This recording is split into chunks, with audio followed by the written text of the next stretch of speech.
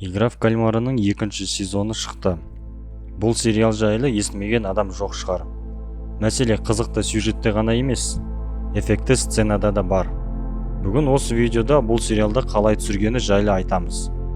Бірінші эпизодта қызыл түс, жасыл түс ойыны кезінде сериал әртістері түсірілім кезіндегі атмосфера таңғаларлықтай болды дейді.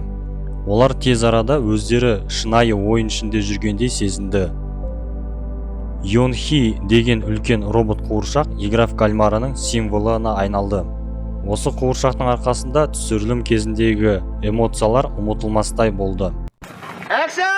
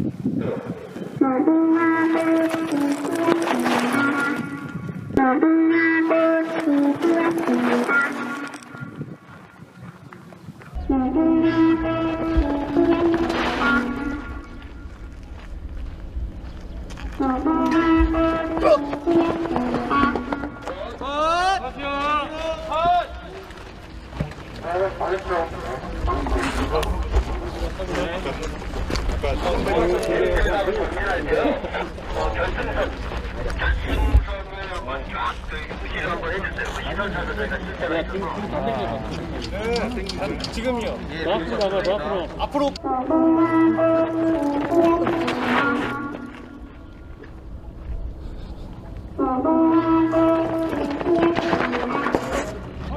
Түсірілім тобы ерекше шынайы қоршалған алаң жасады, қамалу сезімін тудыру үшін. Ойында 400-ге жуық адам қатысты. Әртістер Йон Хидің айтқанын әндетіп, шынайылық сезімін тудырды. Олардың айтуынша, жүгіріп тоқтап қалғанда шынымен де қорқынышты болды. Қызықты және қорқынышты дейді. Екінші сериядағы 5 сайыс ойыны кореялық спорт дәстүрінен алынған екен. Ойыншылардың аяқтарын бір-біріне байлайды, команда болып қозғалу үшін. Түсірілім алаңы 70-80 жылдардағы спорт кешеніне ұқсас етіп жасалған. Әртістерге ностальгия болды. Декорация ретінде хабарландыру тақтасы, парталар жасалған. Әртістер толық қарым-қатынаста түсу керек болды. Түсірілімді бұл өте күрделі етті. Үшінші эпизодта Кореяның Так-Джи ойынын көрдік. Оны қағаз картасымен ойнайтынын білеміз. Түсірілім оңай болғанымен әртістер үшін күрделі болды. Олар дұрыс лақтыру үшін бірнеше сағат бойы жаттыққан. Ең қызығы, арнайы үйретушілер де шақырылды. Әртістерді осы ойында дұрыс техникаға үйреткен болатын. Мен Так-Джиді қайтадан қостым, өйткені ол өте оңай ойын. Осы ойын үшін басқа нәрсе қажет емес. Так-Джині қайда болсаң да ойнауға болады. Бұл ойынның декорациясы масштабымен бәрін таңғалдырды. Әртістер шынайы ойнады. Бұл жерде ешқандай графика қолданбады. Сол үшін шынайы көрінді. Түсірілім кезінде Дэхоны ойнаған әртіс тастарды лақтыру кезінде өзі орындаған жоқ. Ол үшін арнайы гонги ойынының маманын шақыртқан болатын. Бұл маман түсірілім кезінде қолмен қозғалысты жасайды. Кейін монтаж кезінде Дэхоны қосады. Осы ойыншы өзі ойнағандай әсер беру үшін. Кан Хан Оль, ол Дэхоны ойнаған әртіс, осы сцена үшін көп жаттыққанын айтты. Өйткені түсірілімде өзім істеймін деп ойлады. Тағы бір керемет декорация ортасындағы айналатын платформасы бар. 4-ші эпизодтағы карусель ойынында ойыншылар платформада тұрады. Кейін айналу іске қосылады. Бұның бәрі үлкен домалақ шар тәріздес декорацияда болды. Бір қызығы, бұл жерде де компьютерлік графика қолданбады. Команда айналатын үлкен механизм құрастырды. Ең керемет кадр ол үстінен қарағанда. Ол жерде ойыншылар тартысы жасушаның бөлінуін еске түсіреді. Авторлар ойындарға ғана мән беріп қана қоймай, жалпы шоуды күрделі етті. Мысалы, кемпір қосақ символы ойыншыларға өлімнен кейінгі жақсы өмірге деген ой тудыру болды. Сериалда көрсетілген табыттар сыйлық ретінде жасалған, әдемі етіп байланған. Бұл ойыншыларға өлім мен өмір ортасындағы контрасты ретінде жасалды. Екінші сезонның негізгі міндеті атмосфера тудыру ғана емес, таңғалдыру да болды. Авторлар ойыншы мен көрерменнің көзқарасын түрлі болсын деп көрсетті. Екінші сезонның авторлары шынайы етіп түсірген болатын. Компьютерлік графиканы аз ғана қолданды. Бұл шешім сценаларды керемет етті. Оны көрермендер ғана емес, әртістер де байқады. Шынайы етіп жасаудан қарамастан, компьютер графикасын қолданған кездері болған. Мысалы, көп адамдар қатысқан сценаларда. Әрине, ойыншыларды шексіз етіп көрсету үшін. Тағы бір мысал, компьютерлік графика карусель кезіндегі айналымды тездету үшін қолданды. Қанды салу, биіктен құлау элементтері монтаж кезінде салынды. Динамика және қорқыныш сезімін келтіру үшін. Екінші сезонда бірінші сезондағы эпизодтар қайталанады. Негізі мен үшін арқан тартыс ойыны қатты ұнады. Әртістер үшін нағыз тартыс болды. Осы эпизод қатысушылардан физикалық дайындық күтті. Әрине, бұл жер қауіпсіз болды. Әр сценадағы терлеу және түрлі эмоциялар шынайы болған. Өйткені олар шынымен де арқан тартысты.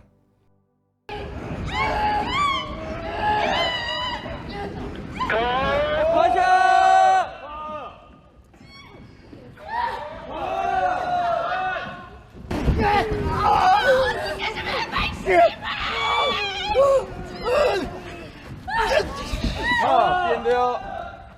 예, 포인트 올게요.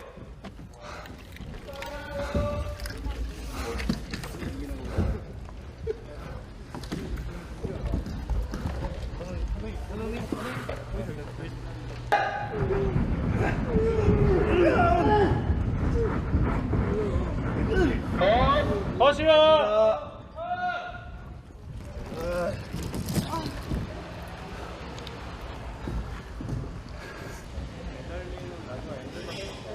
감독님 지금 요런 정도의 자세요.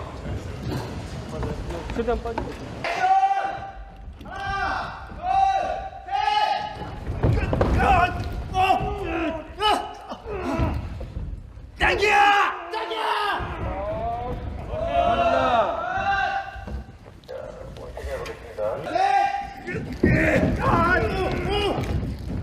예,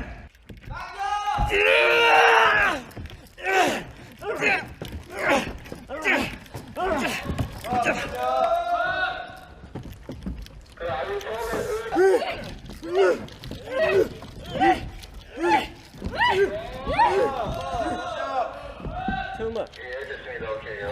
다음에 또 이렇게 모니터 보고 뒤 살짝 빠져봐봐. 지금 실전 일어나. 액션!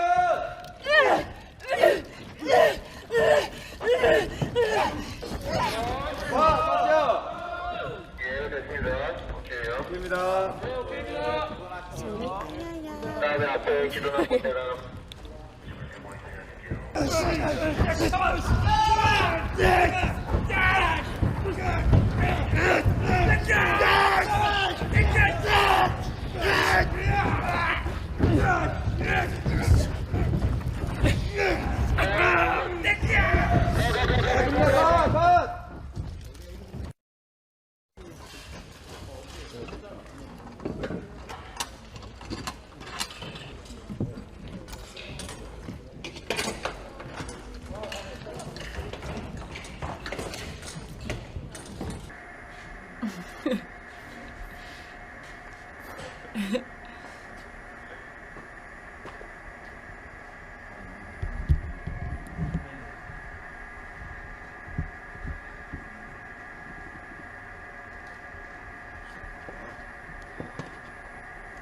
아직도 가렸어.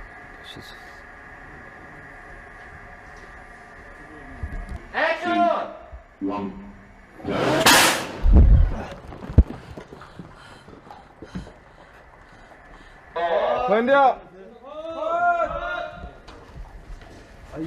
아, 설명이 진짜 많이 맞겠네. 싸다니. 레드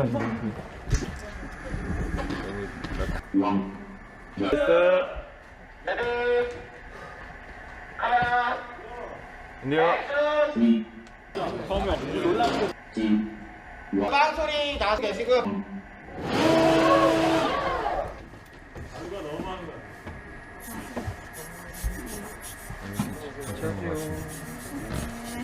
다 붙었어, 유리주가 얼굴에. 아, 내가 너무 빨리 줬어. 느낌. 저 터지는.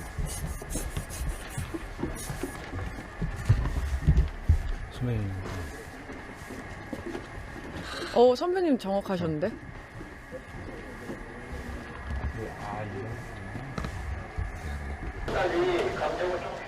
кант фигураларын жасау үшін арнайы көшеде сататын адамды шақырды.